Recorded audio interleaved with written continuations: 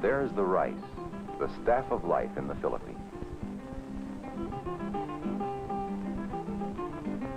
There are quiet villages where farmers till the soil and grow the rice.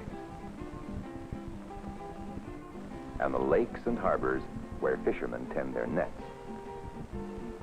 There are mountains that rise high out of the sea on almost every island. Dense forests cover over half of this tropical nation.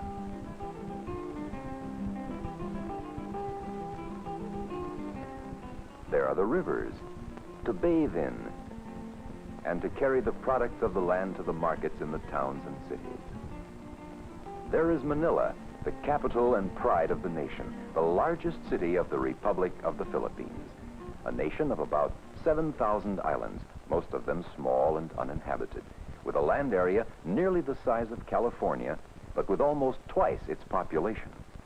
The geographic proximity to Japan and Red China and the distance from the traditionally friendly United States play a crucial role in the future of the young republic. Of the islands, the largest and most populous is Luzon in the north. In the middle, there are hundreds of smaller islands known as Visayas, and in the south lies the second largest island, Mindanao. These islands became the independent Republic of the Philippines in 1946. Its democratic system of government is patterned largely after that of the United States. To this day, we can see the traces of the almost 400 years of Spanish rule over the Philippines. But even more striking is the more recent influence of the United States. Soon after Magellan discovered the Philippines in the early 1500s, missionaries began converting the Filipinos to Christianity. By the time the United States acquired the islands from Spain in 1898, some 90% of the people were Catholic. The influence of Spain is still seen today, not only in religion, but also in architecture and language.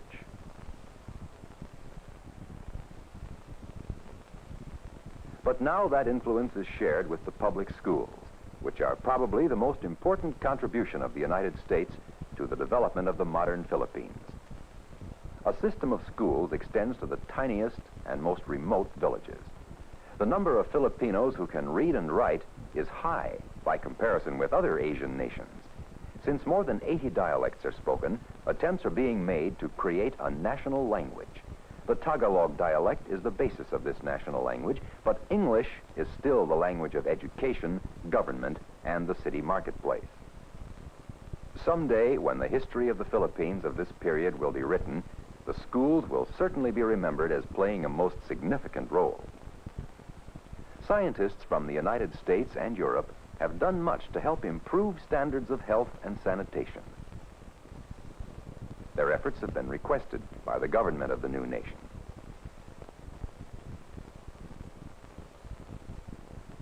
A healthier generation is growing up to enjoy sports that have been brought in by people from other lands. Filipino athletes and movie stars take their place as heroes to the Filipino children, alongside of heroes from the United States and Europe. 7 out of 10 Filipinos live in small villages called barrios, farming their own land, which may vary from 5 to 8 acres in size. Even a poor Filipino farmer has grown up in the Christian tradition of individual freedom. His desire for his country's right to democracy and independence is both strong and sincere. He's now struggling to master the economic responsibilities that go along with political freedom and independence. Life is simple in the barrios by our standards, but by Asian standards, except for Japan, where standards are much higher, the Filipinos are well off.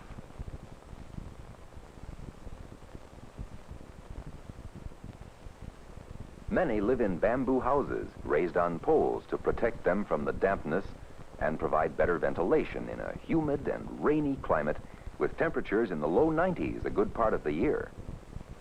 A cow, or much more often a carabao, a pig, and a few chickens are the usual livestock. A single village well usually serves all the people of the village. Rice to the Filipino is what wheat is to us. During the growing season of from 5 to 6 months, the paddy fields must be weeded and protected from birds and field rats. At harvest time, the kernels of rice are usually separated from the stalks by the ancient method of trampling or beating.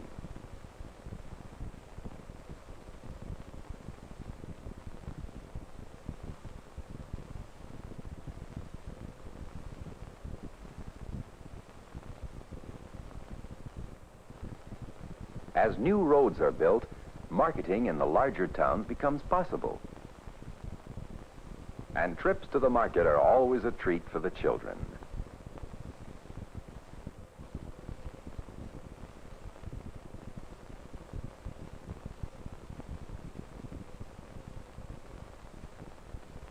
Much fishing is done, for fish is an important item that goes along with the rice diet of most Filipinos. Rice and fish to a Filipino is like meat and bread to us. The fish that is not consumed immediately is dried in the sun for future use.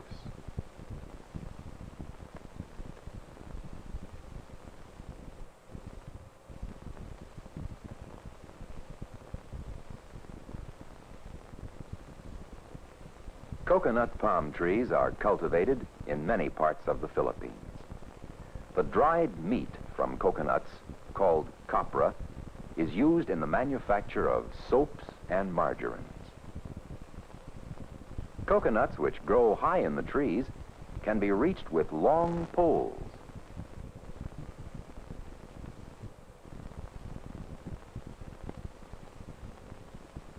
More often, skilled pickers climb high to cut them down by the use of a machete.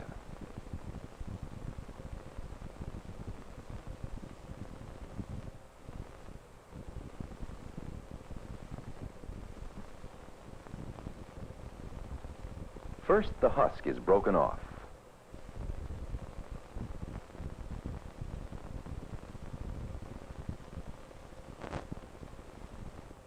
Then, the nut is split open to dry in the sun.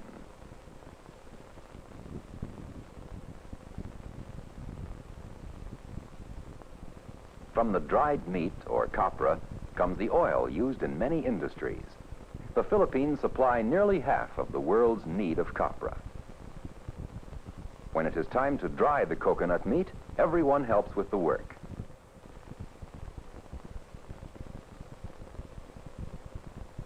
Sugar is another export crop of the Philippines. Sugar is refined from the stalk of the sugar cane. Production methods in sugar cane fields are still traditional, like this slow way of fertilizing. But more modern methods are coming gradually as agricultural schools are established. The government operates large-scale programs to teach the people how to be better and more efficient farmers.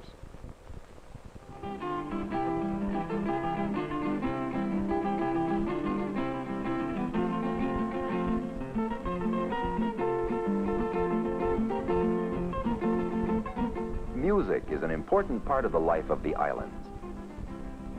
Many barrios have their own bands. Filipinos seem especially fond of music and make excellent musicians, and they enjoy folk dancing. Here is a visible contrast: traditional dances and modern clothes. The signs of a more prosperous industrial society are beginning to appear as rich mineral resources of gold, chromium, copper, and iron are mined on Luzon and Mindanao. Some refining of ore is done in the islands, but most ores are shipped abroad for processing. Logging is an important industry. There are very large reserves of mahogany, nara, and rosewood.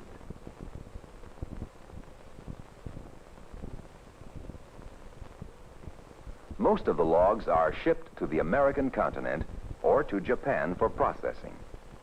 The Filipinos are now building plants in which they will be able to process their own logs.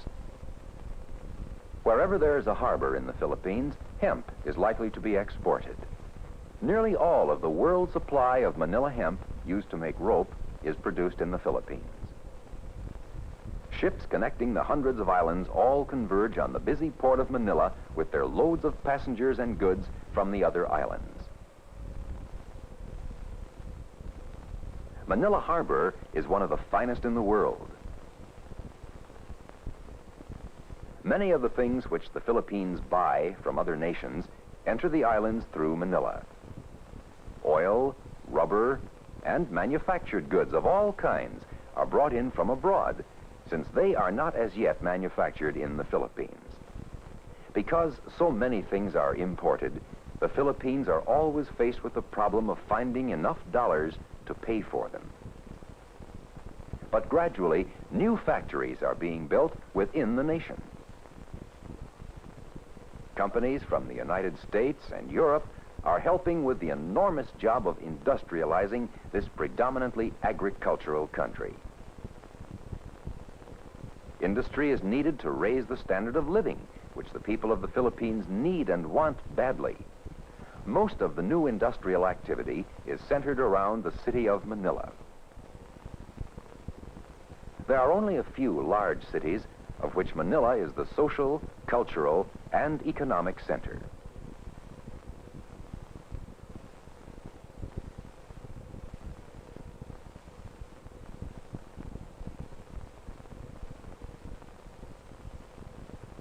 Thousands of jeeps used during the war have been converted into buses called jeepneys. A city of more than 1 million people, Manila is clean and modern, yet it has its own atmosphere, which reflects its heritage from Spain and the Orient. The population of Manila is a mixture of Filipinos, some Chinese, and a few Europeans and Americans.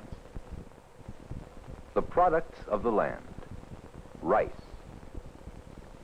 sugar, and coconuts have long been the basis of the Philippine economy.